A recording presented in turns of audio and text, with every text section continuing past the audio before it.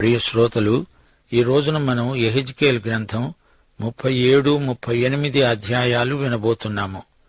37వ అధ్యాయం మొదటి వచనం నుండి, యెహోవా హస్తము నా మీదికి వచ్చింది, నేను ఆత్మవశుణ్ణి అయి ఉండగా యెహోవా నన్ను తోడుకొని పోయి ఎముకలతో నిండి ఉన్న ఒక లోయలో నన్ను దింపాడు. ఆయన వాటి మధ్య నన్ను ఇటూ అటూ నడిపిస్తూ ఉండగా ఎముకలనేకములు ఆ లోయలో కనిపించాయి. అవి కేవలము ఎండిపోయినవి. ఆయన, నరపుత్రుడా, ఎండిపోయిన ఈ ఎముకలు బ్రతుకగలవా అని నన్నడుగగా, ప్రభువా యెహోవా, అది నీకే తెలుసు అన్నాను నేను. అందుకాయన ప్రవచనమెత్తి ఎండిపోయిన ఈ ఎముకలతో ఇలా అను, ఎండిపోయిన ఎముకల్లారా, యెహోవా మాట ఆలకించండి. ఈ ఎముకలకు ప్రభువైన యెహోవా సెలవిచ్చునదేమనగా, మీరు బ్రతుకునట్లు నేను మీలోనికి జీవాత్మను రప్పిస్తున్నాను. చర్మము కప్పి మీకు నరములిచ్చి మీ మీద మాంసము పొదిగి చర్మము మీ మీద కప్పుతాను. మీలో జీవాత్మనుంచగా మీరు బ్రతుకుతారు. అప్పుడు నేను యెహోవానై ఉన్నానని మీరు తెలుసుకుంటారు. ఆయన నాకిచ్చిన ఆజ్ఞ ప్రకారము నేను ప్రవచిస్తూ ఉండగా గడగడమనే ధ్వని ఒకటి పుట్టింది. అప్పుడు ఎముకలు ఒకదానితో ఒకటి కలుసుకున్నాయి. నేను చూస్తూ ఉండగా నరములు మాంసము వాటి మీదికి వచ్చాయి. వాటిపైన చర్మం కప్పింది, అయితే వాటిలో జీవాత్మ ఎంతమాత్రమూ లేదు. అప్పుడాయన, నరపుత్రుడా, జీవాత్మ వచ్చునట్లు ప్రవచించి ఇలా అను, ప్రభువైన యెహోవా సెలవిచ్చునదేమనగా, జీవాత్మ, నలుదిక్కుల నుండి వచ్చి హతులైన వీరు బ్రతుకునట్లు వారి మీద ఊపిరి విడువు. ఆయన నాకు ఆజ్ఞాపించినట్లు నేను ప్రవచింపగా జీవాత్మ వారిలోకి వచ్చింది. వారు సజీవులై లేచి లెక్కింప శక్యము కాని మహాసైన్యమై నిలిచారు. అప్పుడాయన నాతో అన్నాడు, నరపుత్రుడా, ఈ ఎముకలు ఇశ్రాయేలీయులనందరినీ సూచిస్తున్నవి. వారనుకుంటున్నారు, మన ఎముకలు ఎండిపోయాయి, మన ఆశ విఫలమైంది, మనము నాశనమైపోయాము. కాబట్టి ప్రవచనమెత్తి వారితో అను, ప్రభువైన యెహోవా సెలవిచ్చున్నది ఏమనగా, నా ప్రజలారా, మీరున్న సమాధులను నేను తెరుస్తాను. సమాధులలో నుండి మిమ్ములను బయటికి రప్పించి ఇశ్రాయేలు దేశములోనికి తోడుకొని వస్తాను. నా ప్రజలారా, నేను సమాధులను తెరచి సమాధులలోనున్న మిమ్మును బయటికి రప్పించగా నేను యెహోవానై ఉన్నానని మీరు తెలుసుకుంటారు. మీరు బ్రతుకునట్లు నా ఆత్మను మీలో ఉంచి మీ దేశములో మిమ్ములను నివసింపచేస్తాను. యెహోవానైన నేను మాట ఇచ్చి దానిని నెరవేరుస్తానని మీరు తెలుసుకుంటారు. ఇదే యెహోవా వాక్కు. 14వ వచనం. శ్రోతలు, ఇది ఎండిన ఎముకల లోయ దర్శనం. ఇశ్రాయేలు జాతీయ పునరుజ్జీవన దర్శనం. ఇశ్రాయేలు జాతికి పునరుత్థానమిది. ఇదొక సజీవ ఉపమానం. దేవుని ఆత్మ యెహెజ్కేలును 8వ అధ్యాయంలో యెరూషలేముకు తీసుకువెళ్లాడు. 37వ అధ్యాయంలో ఎముకల లోయకు తీసుకువెళ్లాడు. ఇది మరణలోయ. అందులో ఎముకలన్నీ బాగా ఎండిపోయి ఉన్నాయి. అవి చెల్లాచెదరుగా పడి ఉన్నాయి. మానవుల ఎముకలు. ఈ ఎముకలు బతుకుతాయా అని దేవుడు ప్రవక్తను ప్రశ్నిస్తున్నాడు. దేవా, అది నీకే తెలుసు అని యెహెజ్కేలు అన్నాడు. ఈ సంగతి యెహెజ్కేలుకు అంతుపట్టటం లేదు. ఇదేమిటి, ఎముకలకు బోధించమంటున్నాడు దేవుడు? ఎండిన ఎముకలారా అని ప్రవక్త సంబోధిస్తున్నాడు. సంఘంలో రక్షణ పొందినవారు, పొందనివారు ఉంటారు.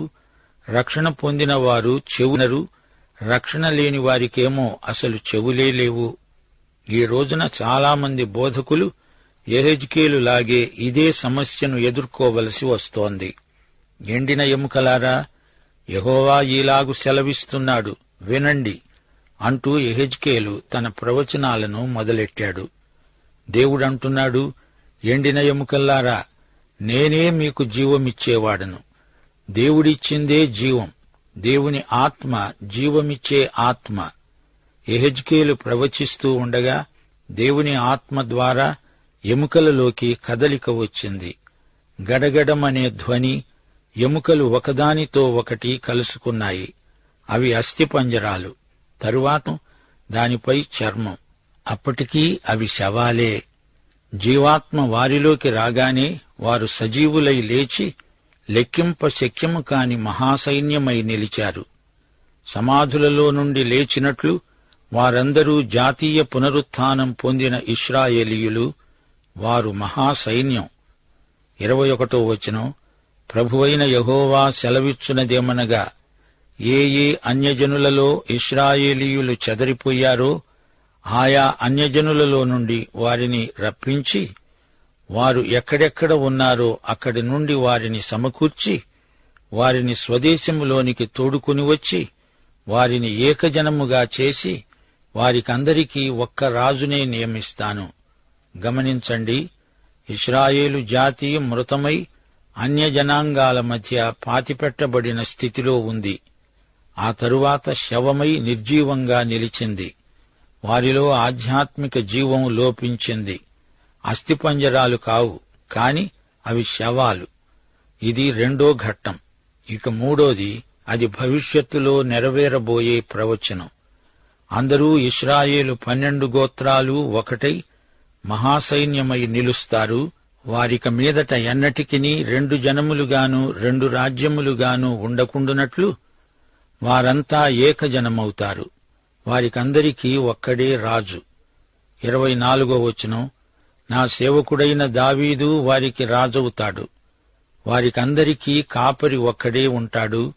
వారు నా విధులను అనుసరిస్తారు, నా కట్టడలను గైకొని ఆచరిస్తారు. ఈ కాపరి యేసుక్రీస్తే. ఆయన దావీదు వంశమందు జన్మించినవాడు. మత్తయి 1వ అధ్యాయం, లూకాసు వార్త 1-2 అధ్యాయాలు సరిపోల్చుకొని పరిశీలించండి. దావీదు వంశమందు యేసు జన్మించాడు. 1000 ఏండ్ల పాలనలో దావీదు పరిపాలిస్తాడు. ఈ లోకంలో దావీదు యేసు ప్రభువుకు సామంతుడు, అంతే. 28వ వచనం, వారి మధ్య నా పరిశుద్ధ స్థలము నిత్యము ఉండడం చేత యెహోవానైన నేను ఇశ్రాయేలును పరిశుద్ధపరిచేవాణ్ణని అన్యజనులు తెలుసుకుంటారు. ఇది నెరవేరవలసిన ప్రవచనం. 1000 ఏండ్ల ఏలుబడిలో ఈ భూమిపై దేవుని పరిశుద్ధ స్థలం. పరలోకంలో దేవాలయం లేదు. అది పరమ యెరూషలేము, నూతన యెరూషలేము. సంఘం అప్పటికే ఎత్తబడి ఉంటుంది. ఇశ్రాయేలీయులకు దేవుడిచ్చింది ఇహలోక రాజ్యం. అయితే దేవుని సంఘానికి పరలోక రాజ్యం అనుగ్రహించబడింది. సోదరీ సోదరులారా, గుర్తించండి, ఈ లోకమే ఒక ఎముకల లోయ.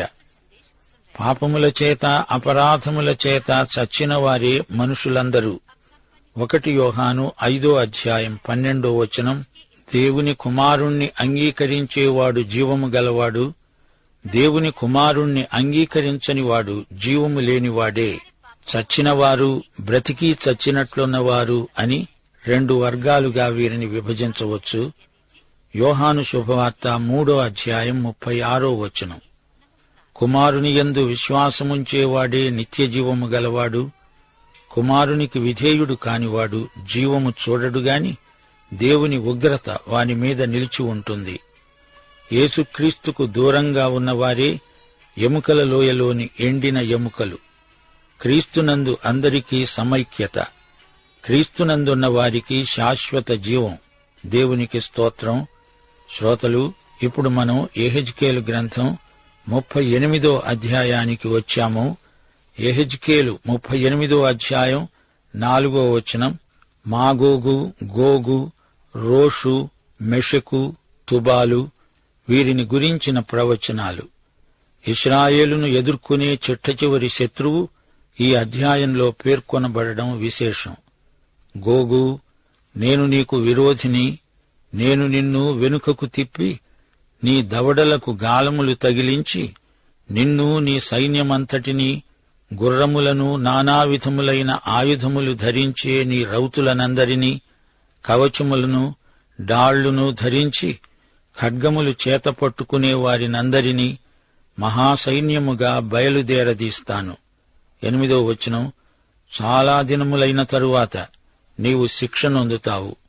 సంవత్సరముల అంతములో నీవు ఖడ్గము నుండి తప్పించుకొని ఆయా జనములలో చెదరిపోయి ఎడతెగక పాడుగా ఉన్న ఇశ్రాయేలీయుల పర్వతముల మీద నివసించడానికి మరల సమకూర్చబడిన జనముల యొద్దకు ఆయా జనులలో నుండి రప్పించబడి నిర్భయముగా నివసించే జనులందరి వద్దకు నీవు వస్తావు. 16వ వచనం, మేఘము భూమిని కమ్మినట్లు ఇశ్రాయేలు అనే నా జనుల మీద పడతారు. అంత్యదినములందు అది సంభవిస్తుంది. అన్యజనులు నన్ను తెలుసుకున్నట్లు నిన్ను బట్టి వారి ఎదుట నన్ను నేను పరిశుద్ధపరుచుకునే సమయమున గోగు, నేను నా దేశము మీదికి నిన్ను రప్పిస్తాను. సోదరీ సోదరులారా, ఈ 38వ అధ్యాయమంతా రాజకీయ ప్రవచనమే. గోగు అంటే పరిపాలకుడు అనే అర్థం. మరో అర్థం కప్పు మీది మనిషి. గోగు అంటే నియంత. మాగోగు అంటే తల. హీబ్రూ భాషలో రోషు అన్నా శిరస్సు అనే అర్థం వస్తుంది. మెషకు, తూబాలు అనేవి పట్టణాలు. ఉత్తర దక్షిణ దిక్కులు ఇశ్రాయేలు భూమి నుండి చూడవలసిన ఎల్లలు. శక్తివంతమైన ఉత్తర రాజ్యాలు ఇశ్రాయేలుపై దాడి చేశాయి. ఈ అధ్యాయంలో పేర్కొనబడిన దాడి ఇశ్రాయేలు వారు తమ స్వదేశంలో తిరిగి సమకూడిన తరువాత జరుగుతుంది. గోగు, మాగోగు తిరుగుబాటు చేసే ప్రపంచ దేశాలన్నిటికీ ప్రతినిధులు అని ప్రకటన గ్రంథంలో వర్ణించబడింది. మాగోగు అంటే సిథియను జాతివారు, అనాగరికులు. రోషు, గోగు ఈ ప్రజలు నివసించే దేశం. ఈ దేశాలన్నిటి మీద దేవుడే సార్వభౌముడు. 5వ వచనంలో పారసీక దేశం పేర్కొనబడింది. 10వ వచనం, గోగు మనసులో పుట్టే ఆలోచనలు. దేవుడు గోగుకు గాలం వేసి ఇశ్రాయేలుకు ఈడ్చుక వస్తాను అంటున్నాడు. ఇశ్రాయేలుకు మంచి రోజులు వస్తాయి అని, వారు శాంతి భద్రతలు కలిగి జీవిస్తారని దేవుడంటున్నాడు. ప్రియ శ్రోతలు, వింటున్నారా? దేవుని ప్రజలకు శత్రువులున్నారు. వీరి వివరాలు 38, 39 అధ్యాయాలలో వర్ణించబడ్డాయి. దేవుని రాజ్యం వచ్చే వరకు ఇశ్రాయేలుకు శత్రువులు ఉంటారు. చివరి దినాలలో అన్యజాతులన్నీ ఏకమై ఇశ్రాయేలును ప్రతిఘటిస్తాయి. ఇశ్రాయేలుకు శాంతి భద్రతలు లేకుండా శత్రువులు దాడి చేస్తూ ఉంటారు. దాడి చేసే వారి దేశాలలో భూకంపం వస్తుంది, తుపానులు వస్తాయి. శత్రువుల మధ్య కలవరం వచ్చి వారు ఒకరినొకరు చంపుకుంటారు. యెహోవా మహిమను ఈ విధంగా లోక ప్రజలు చూడగలుగుతారు. ఆయన నామము అంతటా పరిశుద్ధపరచబడుతుంది. ఇశ్రాయేలుకు దేవుని పట్ల భయభక్తులు కలుగుతాయి. ప్రియశ్రోతలు, 38వ అధ్యాయం గ్రహించటం కష్టం. ఇందులో రాజకీయ ప్రవచనాలు, ఆయా జాతుల పేర్లు ఉన్నాయి. 37వ అధ్యాయంలో ఆయా దేశాలలో చెదరిపోయిన తన ప్రజలను దేవుడు సమకూర్చాడు. 38వ అధ్యాయంలో ఇశ్రాయేలు తన దేశంలో స్థిరపడిన తర్వాత ఉత్తరాది రాజ్యాలన్నీ ఒక కూటమిగా ఏర్పడి ఇశ్రాయేలుపై దాడి చెయ్యాలని చూస్తాయి. ఈ కూటమికి నాయకుడు గోగు. ఇతని పేరు ప్రకటన గ్రంథం 20వ అధ్యాయం 8వ వచనంలో కూడా పేర్కొనబడింది. దేవుని రాజ్యాన్ని నాశనం చేయడమే గోగు ముఖ్యోద్దేశ్యం. గోగు యొక్క మిత్రపక్షాల పేర్లు ఈ అధ్యాయంలో చెప్పబడినవి. మరో మాట, గోగు ఒక వ్యక్తి పేరు మాత్రమే కాదు, పాపానికి, చెడుగుకు, కుట్రకు గోగు అనే పేరు ఒక సంకేతం. దేవుని రాజ్యానికి వ్యతిరేకంగా పనిచేసే రాజకీయ శక్తులకు గోగు ప్రతినిధి. మానవ చరిత్ర ముగింపు నేపథ్యంలో ఈ యుద్ధం జరుగుతుంది. యెహెజ్కేలు 38వ అధ్యాయం 13వ వచనం, శబావారు, దదానువారు, తర్షీషు వర్తకులు, కొదమసింహముల వంటి వారైన దాని వారందరూ నిన్ను చూచి, సొమ్ము దోచుకోవడానికి వచ్చావా? దోపు దోచుకోవడానికి సైన్యము సమకూర్చావా? బహుగా దోపు దోచుకొని వెండి బంగారములను, పశువులను, సరుకులను పట్టుకొని పోవడానికి, చాలా దోపుడు దోచుకోవడానికి వచ్చావా అని నిన్నడుగుతారు.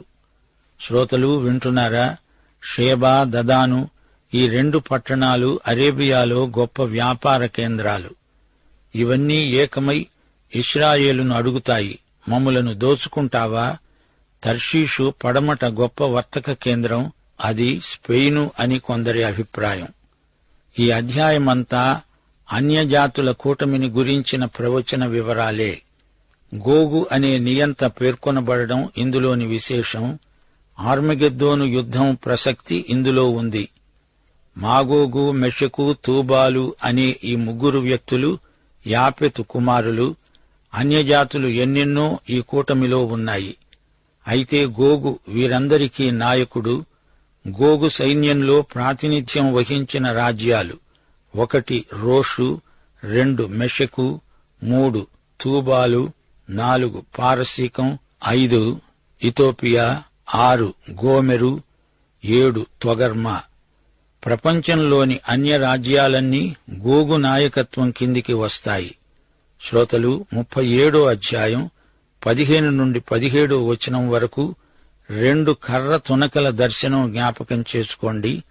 నరపుత్రుడా, నీవు కర్ర తునక ఒకటి తీసుకొని దానిమీద యూదావారిదని, వారి తోటివారైన ఇశ్రాయేలీయులదని పేర్లు రాయి. మరి ఒక తునక తీసుకొని దానిమీద ఎఫ్రాయిమునకు తునక, అనగా యోసేపు వంశస్థులదని, వారి తోటివారైన ఇశ్రాయేలు వారిదని రాయి. అప్పుడది ఏకమైన తునక అగునట్లు ఒకదానితో ఒకటి జోడించు. అవి నీ చేతిలో ఒకటే తునక అవుతాయి, అనగా ఇశ్రాయేలు జాతి అంతా ఒకటే అవుతుంది. సొలొమోను తర్వాత విడిపోయిన ఈ 2 ఇశ్రాయేలు యూదా రాజ్యాలు తిరిగి ఒకటవుతాయి. సమైక్యత సిద్ధిస్తుంది. మెస్సియా వారికి జాతీయ పునరుత్థానం అనుగ్రహిస్తాడు. 37 అధ్యాయానికి కేంద్రంలో యేసుక్రీస్తు ఉన్నాడు. 38 అధ్యాయానికి కేంద్రంలో గోగు అనే క్రీస్తు విరోధి కనిపిస్తున్నాడు. చెరలో ఉన్నవారికి బోధించేటప్పుడు యెహెజ్కేలుకు ఎముకలతో మాట్లాడినట్లే అనిపించి ఉండవచ్చు. ఎందుకనగా వారి నుండి ఎట్టి ప్రతిస్పందన రావటం లేదు. అయితే ఈ ఎముకలు కదిలాయి. ఇది ఒక మహాసైన్యమై నిలిచింది.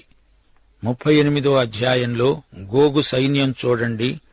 ఈ 2 సైన్యాలు ఆర్మగెద్దోను మహాసంగ్రామంలో తారసిల్లుతాయి. తీతుపత్రిక 3 అధ్యాయం 4 నుండి 6 వచనం వరకు మన రక్షకుడైన దేవుని యొక్క దయ, మానవుల ఎడల ఆయనకున్న ప్రేమ ప్రత్యక్షమైనప్పుడు మనము నీతిని అనుసరించి చేసిన క్రియల మూలముగా కాక తన కనికరము చొప్పుననే పునర్జన్మ సంబంధమైన స్నానము ద్వారా పరిశుద్ధాత్మ మనకు నూతన స్వభావము కలుగచేయుట ద్వారా మనలను రక్షించాడు. దేవునికి స్తోత్రం. మనమాయన కృప వలన నీతిమంతులమని తీర్చబడి నిత్యజీవమును గూర్చిన నిరీక్షణను బట్టి దానికి వారసులమవటానికి ఆ పరిశుద్ధాత్మను మన రక్షకుడైన యేసుక్రీస్తు ద్వారా ఆయన మన మీద సమృద్ధిగా కృమ్మరించాడు. 1 యోహాను 2 అధ్యాయం 27 వచనంలో చెప్పబడినట్లు ఆయన వలన మనము పొందిన అభిషేకము మనలో నిలిచి ఉంది. ఆయన ఇచ్చిన అభిషేకం సత్యం. ఆయనలో మనం నిలిచి ఉన్నాము. ఈ అభిషేకమిచ్చిన ఆయనే అన్నిటిని గురించి మనకు బోధించటం సత్యం, అబద్ధం కాదు. ఆయన యందే మనం నిలిచి ఉండాలి. పాఠం ఇంతటితో సమాప్తం. ప్రభు అయిన యేసుక్రీస్తు వారి దివ్య కృప, తండ్రి అయిన దేవుని పరమ ప్రేమ, పరిశుద్ధాత్మ యొక్క అన్యోన్య సహవాసము, సమాధానము మనకందరికీ సదాకాలము తోడై ఉండునుగాక. ఆమేన్.